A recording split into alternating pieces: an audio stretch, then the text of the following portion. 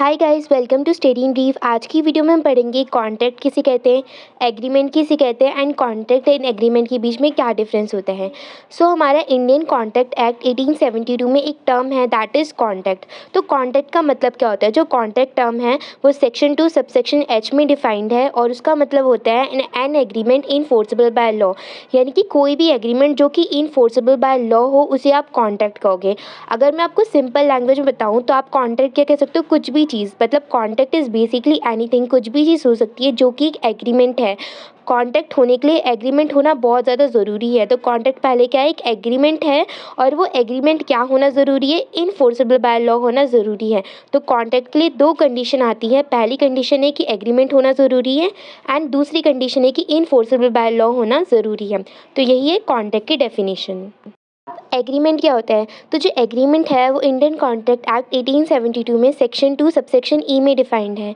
इसका मतलब होता है every promise and every set of promises forming the consideration for each other, यानी कि कोई भी प्रॉमिस या सेट ऑफ प्रोमिसेस जिसमें कंसिडरेशन हो। कंसिडरेशन का मतलब होता है जब आप कुछ चीज़ किसी को दे रहे हैं एंड उसके बदले में आपको कुछ मिल रहा है। यहाँ पे एग्जांपल ले सकते हैं ए एंड बी का। ए ने बी को प्रॉमिस करा है कि वो अपनी वॉच बी को सेल करेगा एंड बी ने उसके बदले प्रॉमिस करा है कि वो ए को 1000 रुपीज़ देगा। ठीक है, तो यहाँ पे क्या हुआ? दोनों को कुछ ना कुछ मिल रहा है। ए को बी की वॉच मिल रही है एंड ए को क्या मिल रहा है? बी से 1000 रुपीज़ मिल रहे हैं। तो ये कंसिडरेशन हो गया। तो कोई सा भी प्रॉमिस या फिर सेट ऑफ प्रॉमिसेस जिसमें आप कंसिडरेशन करते हैं, जिसमें आप एक दूसरे को कंसिडरेशन देते हैं, उसको आप कहते हैं एग्रीमेंट। और ये सेक्शन 2 सबसेक्शन ई में डिफाइंड है। एग्रीमेंट कब होगा? जब ऑफर प्लस एक्सेप्टेंस होगी। ऑफर प्लस एक्सेप्टेंस का मतलब है जब कोई पार्टी किसी दूसरी पार्टी को ऑफर करेगी एंड जो दूसरी पार्टी है वो पहली पार्टी के ऑफर को एक्सेप्ट करेगी, that is offer plus acceptance.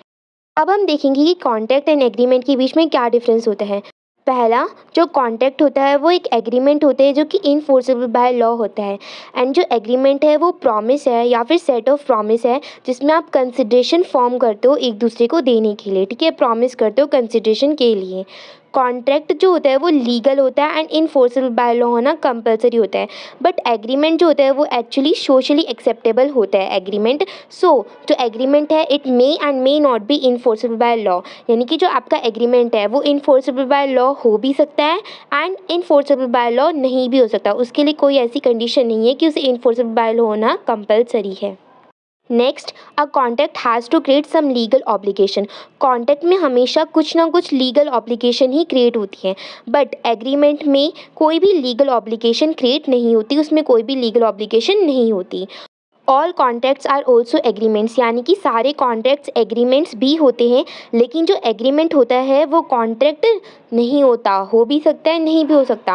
Because क्या कहा जाता है कि जो कॉन्ट्रैक्ट है वो कैसे बनते हैं? कॉन्ट्रैक्ट बनाने के लिए तो पहले आपको एग्रीमेंट बनाना होगा, तो सारे कॉन्ट्रैक्ट आपके क्या बन जाएंगे? एग्रीमेंट तो होंगे ही होंगे। लेकिन ये तो कंपलसरी सिचुएशन नहीं है ना कि अगर कॉन्ट्रैक्ट नहीं होगा तो एग्रीमेंट नहीं होगा। एग्रीमेंट तो आप कभी भी बना सकते हो, इट डिपेंड्स ऑन यू। लेकिन कॉन्ट्रैक्ट अगर आपको बनाना है तो कॉन्ट्रैक्ट के लिए ये नेसेसरी कंडीशन होती है कि एक एग्रीमेंट होना ही होना चाहिए एंड वो एग्रीमेंट इनफोर्सेबल बाय लॉ होना ही होना चाहिए। आई होप आपको कॉन्ट्रैक्ट क्या होता है, एग्रीमेंट क्या होता है एंड इनके बीच में क्या डिफरेंस है क्लियर हो गया होगा।